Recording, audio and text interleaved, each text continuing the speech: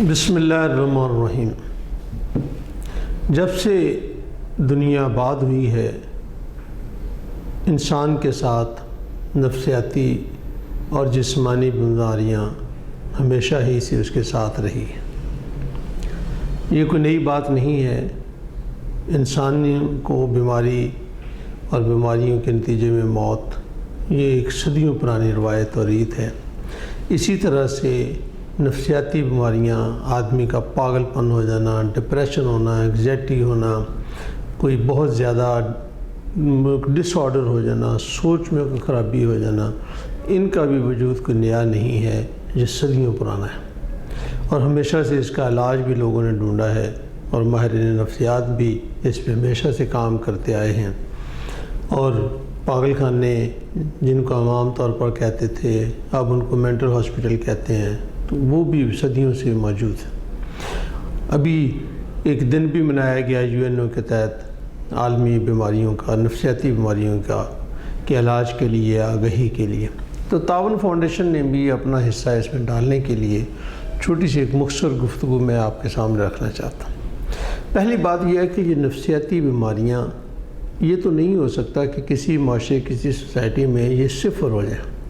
لیکن کسی جگہ پہ زیادہ ہیں اور کسی جگہ پہ کم ہیں۔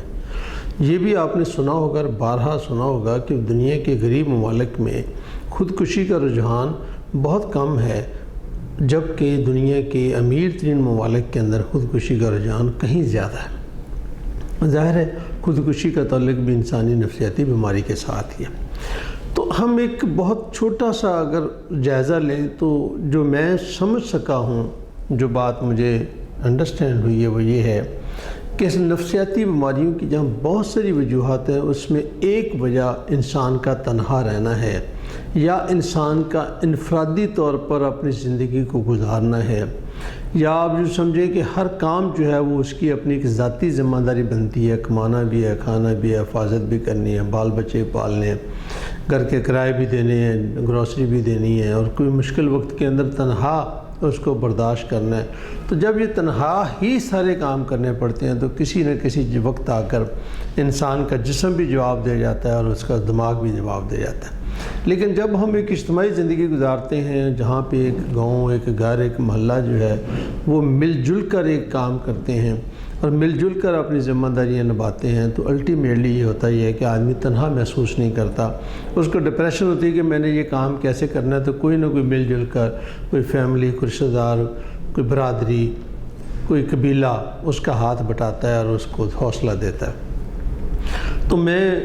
آج جو بات کرنا چاہتا ہوں وہ صرف یہی ہے کہ اگر اس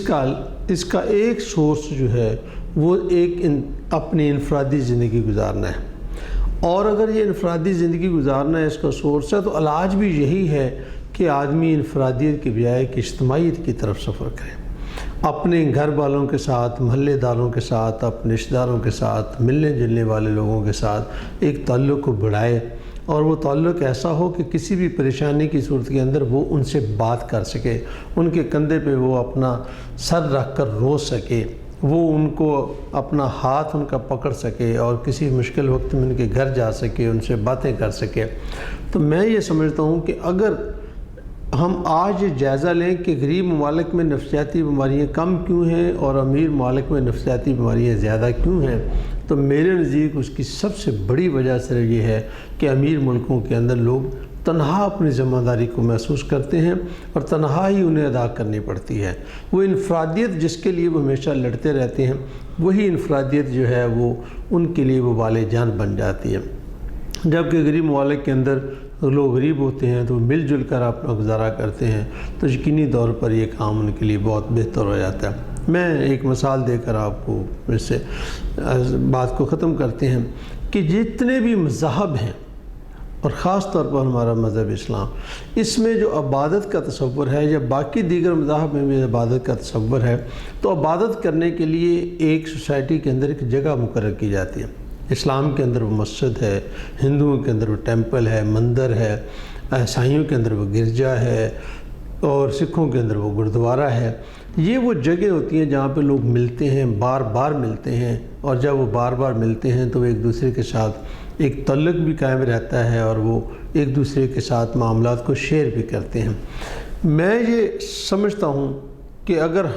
کوئی بھی شخص یہ چاہتا ہے کہ وہ نفسیاتی بیماری میں مبتلا نہ ہو یا کم از کم وہ نفسیاتی بیماری کا اسے لاحق ہو، تو اس کو اجتماعی زندگی کی طرف توجہ دینی چاہیے،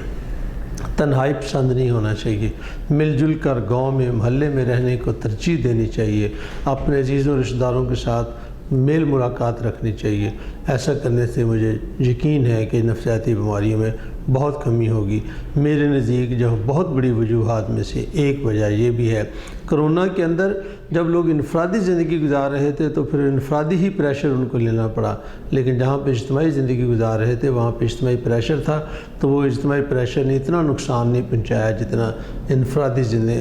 زندگی گزارنے والوں کو پہنچا۔ بہت بہت شکریہ۔